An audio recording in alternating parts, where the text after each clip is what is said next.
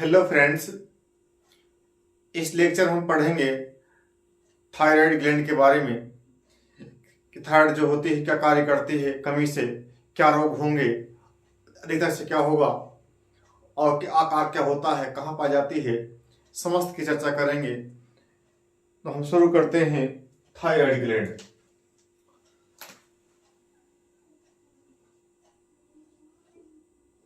Thyroid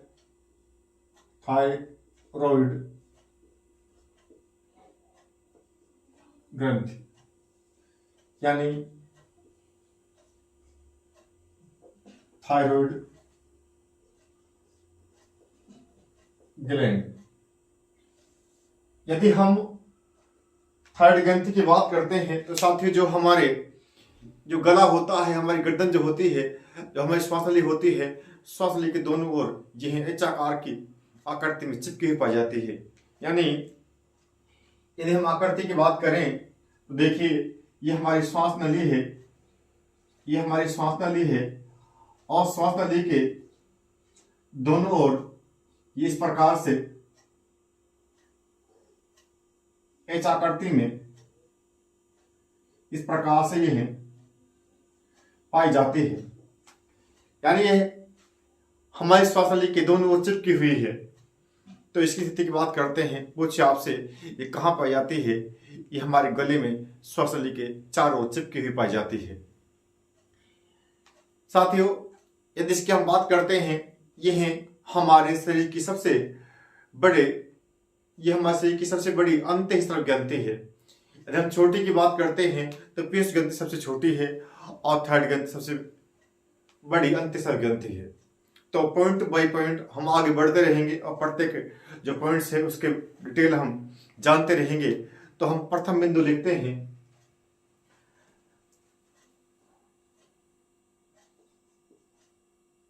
thyroid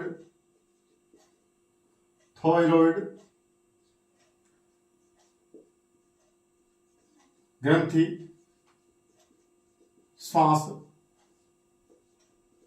नली के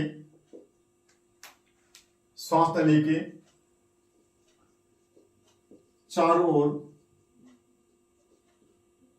ओर स्थित होती है। यानी इससे हमें मालूम पड़ गया, पूछे कि थायराइड ग्रंथि कहाँ पाई जाती है, तो हमें ध्यान रखना है थायराइड ग्रंथि गले में श्वास नली के दोनों ओर चिपकी हुई पाई जाती है, जबकि उसके चारों ओर चिपकी हुई पाई जाती है। ये ध्यान रखना है। यदि ये ध्यान रखना है, श्वास नली के पास ही पाई जाती है, गले में पाई जाती है, ये ध्यान रखना है। यदि हम अन्य बिंदु की हम बात करते हैं, एक बहुत ही महत्वपूर्ण पॉइंट इसके अंदर है थायराइड ग्रंथि। थायराइड मानव शरीर की सबसे बड़ी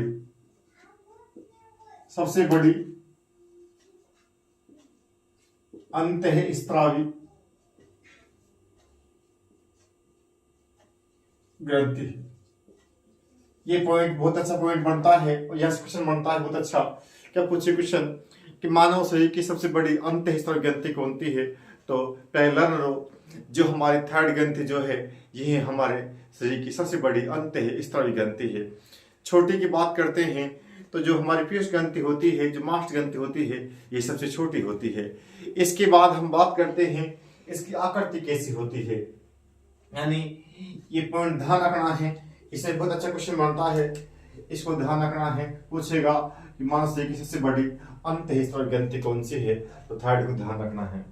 इसके बाद यदि हम बात करते हैं, इसकी आकृति की बात करते हैं, इसकी आकृति कैसी होती है। इसकी आकृति की हम बात करते हैं, इसकी आकृति जो आकार होता है, यह अंग्रेजी के एच के समान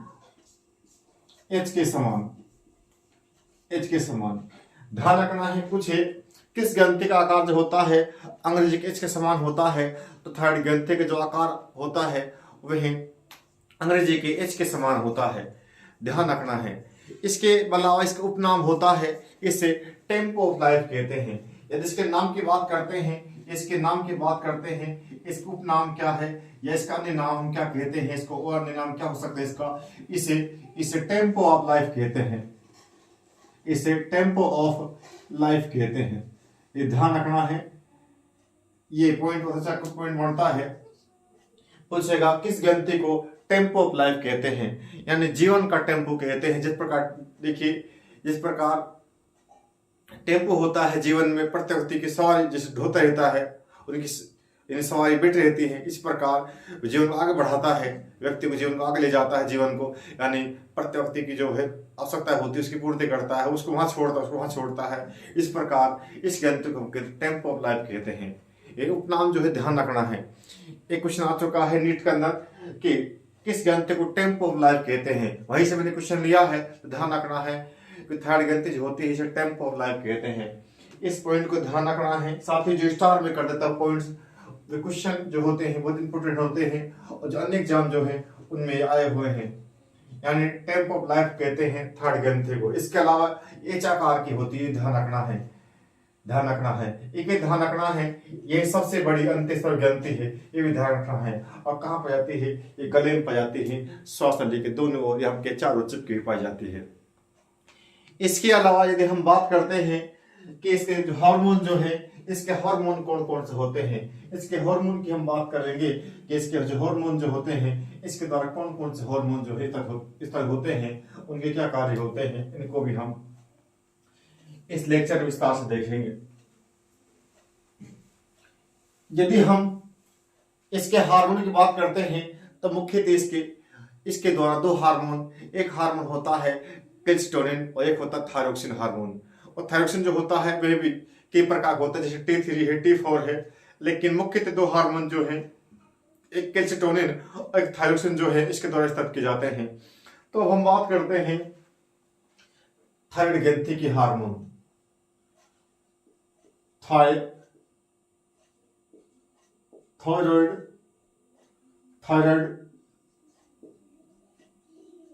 ग्रंथि के हार्मोन। साथ ही यदि हार्मोन की बात करते हैं, इसके दो हार्मोन निकलते हैं मुख्यतः। एक हार्मोन निकलता है कैल्सिटोनिन,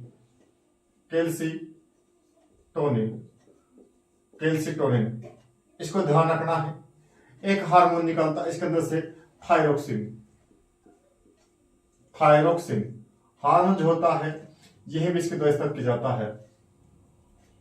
एंड ध्यान रखना है, पूछेगा आपसे कि थर्ड ग्रंथि द्वारा स्तृत हार्मोनों के नाम बताइए, तो ध्यान रखना है कैल्सिटोनिन और थायरोक्सिन जो हार्मोन जो है, ये थर्ड ग्रंथि के द्वारा स्तृत किए जाते हैं। अब हम प्रत्येक जो हार्मोन जो है प्रत्येक बात करेंगे। हम पहले बात करते हैं कैल्सिटोनिन की। कैल्सिटोनिन होता है, ये क्या काम करता है। साथ ही जो कैल्सिटोनिन जो होता है, इसका एक कार्य है, ये रक्त में कैल्शियम की मात्रा कम करता है। यानी जो कैल्शियम की जो मात्रा होती है हमारे रक्त में बढ़ जाती है, उस बढ़ी हुई कैल्शियम की मात्रा क्या करता है, जो कैल्सिटोनिन जो होता है कम करता है। यानी ध्यान रखना है, कैल्सिटोनिन का एक काम है, एक काम क्या है, ये रक्त में बढ़ी हुई कैल्शियम की मात्रा कम करता है, ध्यान रखना है। यानी ये जो विटामिन डी होती है इसके विपरीत कार्य करता है। हम जानते हैं कि विटामिन डी जो होता है यह रक्त में कैल्शियम की मात्रा को बढ़ाता है, और जबकि जो कैल्सिटोनिन होता है ये कम करता है। और हमें कह सकते हैं जो कैल्सिटोनिन जो होता है ये विटामिन डी के विपरीत कार्य करता है। विटामिन डी जो होता है कैल्शियम की मात्रा रक्त में बढ़ाता है, जबकि कैल्सिटोनिन क्या करता है, ये कम करता है। तो इसके दो कार्य हैं, दोनों की हम चर्चा कर लेते हैं। इसका एक कार्य जो है, ये हार्मोन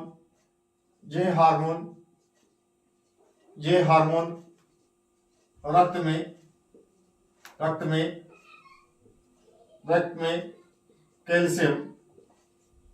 कैल्शियम यानी Ca+2 कैल्शियम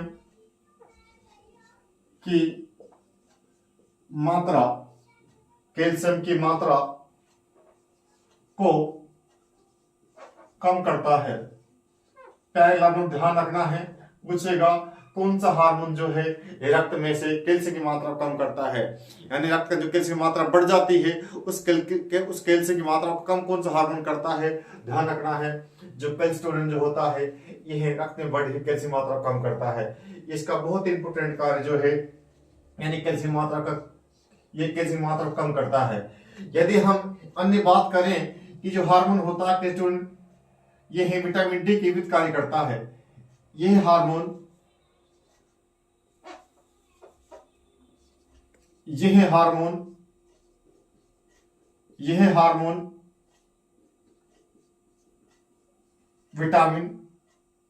विटामिन डी के विपरीत कार्य करता है।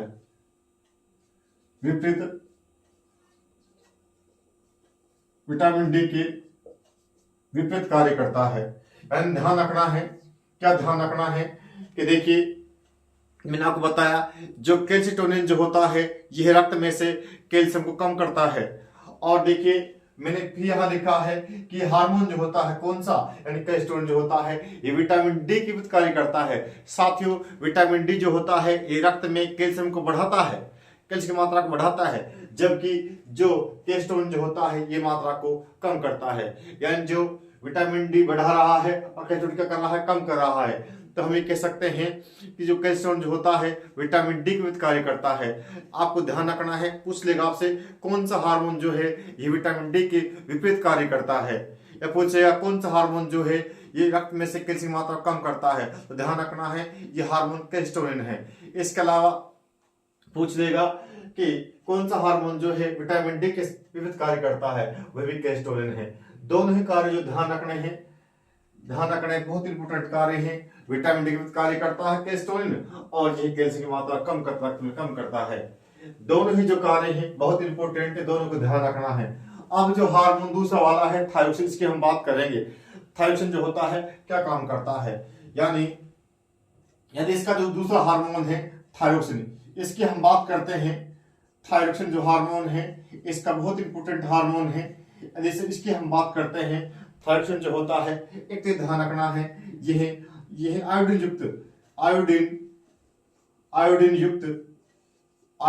युक्त हार्मोन है, ये ध्यान रखना है। जो थायरोक्सिन जो है इसके अंदर आयोडीन पाया जाता है, यह आयोडीन युक्त हार्मोन है, यानी इस हार्मोन के अंदर आयोडीन पाया जाता है, यानी हार्मोन जो है आयोडीन युक्त है, ये ध्यान रखना है। पहला क्वेश्चन बन जाएगा, ऑप्शन रख देगा निम्नलिखित में से कौन सा जो हार्मोन जो है वह आयोडीन युक्त है, तो ध्यान रखना है जो थायरोक्सिन जो होता है ये आयोडीन युक्त हार्मोन है। ये क्वेश्चन बहुत इंपोर्टेंट बनता है, इसको ध्यान रखना है। यानी आयोडीन में, यानी थायरोक्सिन में आयोडीन पाया जाता है, ये ध्यान रखना है। इसके अलावा हम बात करते हैं साथ ही जो आयोडीन जो ये थायरोक्सिन जो होता है ये कई प्रकार का होता है। ये थायरोक्सिन 3, T3 और T4 ये भी इसके प्रकार हैं। यानी जो थायरोक्सिन जो होता है ये कई प्रकार का होता है, थायरोक्सिन T4, ये ध्यान रखना है। इसके अलावा यदि हम बात करते हैं जो आयोडीन जो होता है क्या काम करता है, यदि हम आयोडीन की बात करते हैं, यदि हम थायरोक्सिन की बात करते हैं, इसे कार्य क्या है, इसे कार्य की हम बात करते हैं, इसे काम क्या है, इसे कार्य क्या है। और जिसके हम पहले कार्य की बात करते हैं, इसके बहुत सारे हम कार्य पढ़ेंगे। एक ध्यान रखना है यह उपापचय, आधारी उपापचय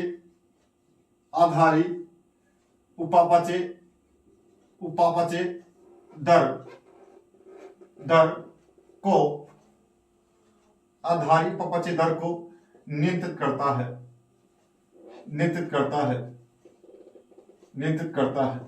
यानी हम ये कह सकते हैं जो हमारे अंदर जो बीएमआर होता है, यानी बीएमआर यानी बेसल मेटाबॉलिक जो रेट होती है, यानी किसी पदार्थ पचाने की जो दर होती है, यह हमारे से चलने जितने जैसे प्रोटीन है, वसा है, प्रोटीन, इसके अलावा कार्बोहाइड्रेट के जो पाचन की जो प्रक्रम जो होती है उसे हम कहते हैं बेसल मेटाबॉलिक रेट।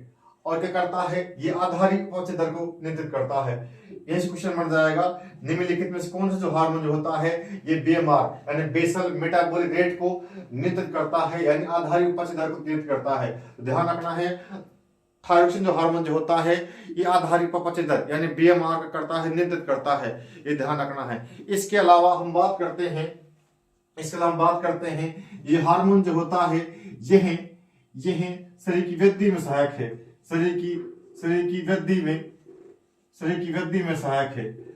में सहायक हार्मोन है, वृद्धि में सहायक है, ये भी ध्यान रखना है। वैसे वृद्धि जो हार्मोन जो होता है ये पीयूष ग्रंथि से स्थित होता है, जिसे हम जीएच हार्मोन कहते हैं, जिसे हम ग्रोथ हार्मोन के, जिसे हमें जिसे हम सोमेट्रोपिक हार्मोन कहते हैं, वह मुख्यतः वृद्धि में सहायक होता है, लेकिन ये भी सहायता करता है, ये भी ध्यान रखना है, यह हार्मोन भी सही की वृद्धि में सहायक है। इसके अलावा हम बात करते हैं साथियों, एक इसका जो थर्ड कार्य जो होगा, हम जानते हैं कि जो मेंढक जो होता है उसका जो लार होता है उसे टेडपोल कहते हैं, और टेडपोल का वयस्क मेंढक बदलना ये कांतन कहलाता है। जो कांतन जो होता है इस थायरोक्सिन प्रकृति में होता है। यदि जल के अंदर मेंढक जो होता है, जल के अंदर जो होता है उसका लार्वा को यदि आयोडीन मिलेगा यानी थायरोक्सिन हार्मोन मिलेगा, तभी वह वयस्क में बदलेगा, वर्ण नहीं बदलेगा। तभी कह सकते हैं जो थायरोक्सिन जो हार्मोन जो होता है, यह मेंढक के लार्वा एंड टेडपोल को वयस्क मेंढक बदलने में सहायता करता है। यानी इसके थर्ड कार्य की हम बात करते हैं। थर्ड कार्य इसका हो जाएगा, थर्ड कार्य क्या होगा, इसका थर्ड कार्य होगा कि थायरोक्सिन हार्मोन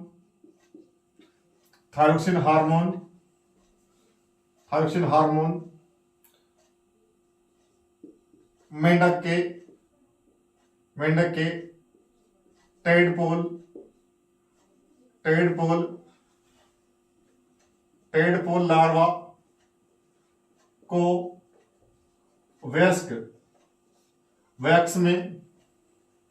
वयस्क में बदलने में सहायक है। ये भी ध्यान रखना है, ये महत्वपूर्ण कार्य है थायरोक्सिन हार्मोन का। थायरोक्सिन जो हार्मोन जो होता है, ये मेंढक के टेडपोल लार्वा को वयस्क मेंढक बदलता है। यदि मेंढक के लार्वा को टेडपोल को यानी टेडपोल को यदि आयोडीन नहीं मिलेगा या हम थायरोक्सिन हार्मोन नहीं मिलेगा तो वयस्क में नहीं बदलेगा। तो हम ये कह सकते हैं कि जो थायरोक्सिन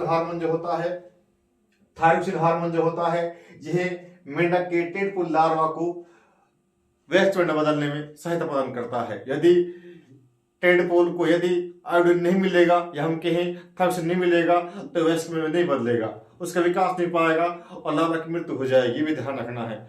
इसके अलावा हम बात करेंगे कि थायरोक्सिन जो होता है इस कमी से क्या कौन कौन रोग होंगे, अधिकांश कौन से होंगे, कमी से कौन से होंगे, इनकी चर्चा हम करेंगे कि कौन कौन रोग जो हैं यह थायरोक्सिन कमी से होंगे, अधिकतर से कौन से होंगे।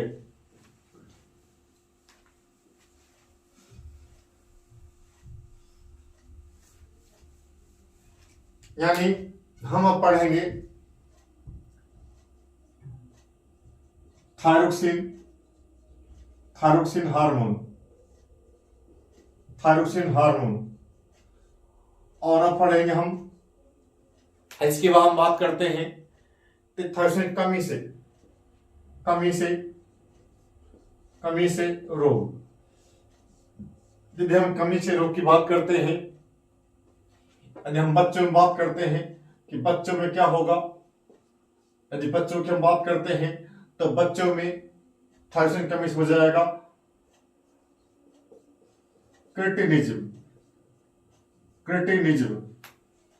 क्रिटिनिज्म यानी जड़ मानवता।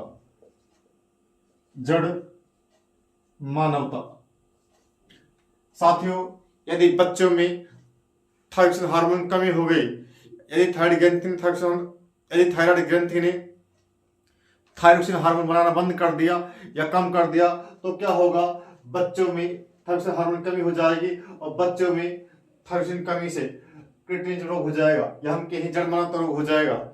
इसके अलावा हम बात करते हैं, यदि वयस्क की बात करते हैं, वयस्क में क्या होगा, वयस्क की हम बात करते हैं तो वयस्क के अंदर मिक्सिडीमा एक रोग होता है, मिक्सिडीमा रोग हो जाएगा। ध्यान रखना है, जो आपसे पूछेगा थायरोक्सिन कमी से कौन से रोग होते हैं, बच्चों में पूछता है तो क्रिटिनिज्म बता देंगे, यानी जड़ मानवता यानी बुद्धि कमी यानी मंद बुद्धिता। और यदि हम वयस्क की बात करते हैं, वयस्क में हो जाएगा मिक्सिडीमा। ये रोग मिक्सिडीमा रोग क्या होता है कि विस्तार से अध्ययन आगे करेंगे। आपके साथ ध्यान रखना है कि जो थायरोक्सिन जो होता है इस कमी से रोग हो जाएंगे। बच्चों में तो होगा किडनी जड़ मानवता, मंद बुद्धि, बच्चे का मंद बुद्धि होना, बुद्धि का अभाव। और यदि रस की बात करते हैं तो रस हो जाएगा मिक्सडेमा। और यदि हम अधिकता की बात करते हैं, ये तो कमी की बात कर ली हमने, हम बात अधिकता से क्या होगा। यदि इसकी मात्रा जो है बढ़ गई, अधिकता हो गई तो क्या होगा। यदि अधिकता की हम बात करते हैं, अधिकता से रोग, अधिकता से रोग यानी देखिए दोनों कंडीशन से थायरोक्सिन कम होना है हमारे लिए हानिकारक है, उसका बढ़ना हमारे लिए हानिकारक है। देखिए यदि मैंने बताया आपको, यदि कमी हो रही थायरोक्सिन की तो बच्चे में किडनी हो रहा है, जड़माता हो रहा है, यानी बच्चे का मंद बुद्धि हो जाना। और यदि वयस्क की बात करते हैं मिक्सडीमा हो जाएगा। और यदि हम अब बात करते हैं अधिकता से, यदि मात्रा बढ़ गई तो क्या होगा। यदि बढ़ गई, यदि इसकी मात्रा बढ़ गई तो बढ़ने से बहुत सारे रोग हो जाते हैं। एक रोग जो है बढ़ने से हो जाएगा, जिसे हम कहते हैं, एक रोग होता है गोइटर रोग। यदि इसकी मात्रा बढ़ गई तो व्यक्ति गोइटर रोग हो जाएगा। एक हम बात करते हैं, एक पिलुमर रोग होता है, पिलुमर रोग। यदि इसकी मात्रा बढ़ गई थायरोक्सिन की तो पिलुमर रोग हो जाएगा, पिलुमर रोग हो जाएगा। एक मात्रा बढ़ गई इसकी, एक रोग जो होता है ग्रेव रोग हो जाता है, ग्रेव रोग, ग्रेव रोग हो जाता है, ग्रेव रोग। साथ ही ध्यान रखना है तो थायरोक्सिन हार्मोन का घटना बढ़ना दोनों हानिकारक है। यदि मात्रा कम हो गई, यदि इसकी मात्रा कम हो गई तो बच्चों में किडनी हो जाएगा और वयस्क में मिक्सडीमा हो जाएगा। यदि इसकी मात्रा बढ़ गई तो यदि मात्रा बढ़ गई तो मात्रा के बढ़ने से 3 रोग हो जाएंगे। एक गोइटर रोग होता है, एक पिलुमर रोग होता है, एक ग्रेव रोग होता है। ये रोग क्या होते हैं इनकी विस्तार से चर्चा करेंगे आने वाले वीडियोज के अंदर, आने वाले लेक्चर का चर्चा करेंगे। तो ध्यान रखना है, यदि हमारी बॉडी में थायरोक्सिन की मात्रा बढ़ गई तो गोइटर, पिलुमर और ग्रेव रोग हो जाएगा। और साथ ही एक पॉइंट और है बहुत ही महत्वपूर्ण, यदि हमारे भोजन में आयोडीन कमी हो गई तो घेंगा, गलगंड या गोइटर रोग हो जाएगा। देखिए एक ध्यान रखना है कि जो हार्मोन जो है आयोडीन युक्त हार्मोन कौन सा है। थायरोक्सिन हार्मोन जो है आयोडीन युक्त हार्मोन है। एक लाइन और लिख लेते हैं, एक लाइन और लिख लेते हैं, बहुत इंपॉर्टेंट लाइन है। भोजन में आयोडीन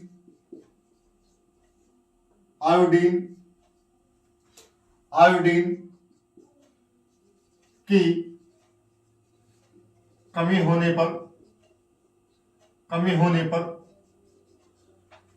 होने पर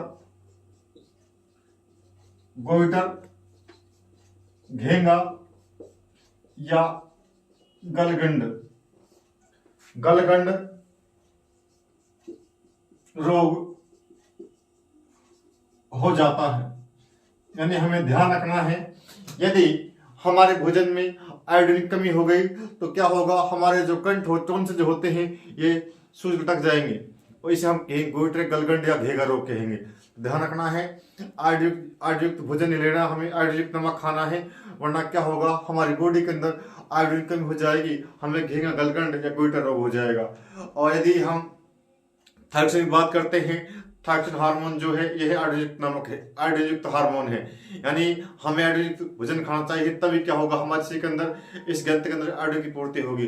वरना तो क्या हो जाएगा, कमी से बच्चे में किडनी रोग हो जाएगा, वयस्क में मिक्सडीमा हो जाएगा, अधिकता हो गई तो गोइटर, पिलुमर और ग्रेव रोग हो जाएगा।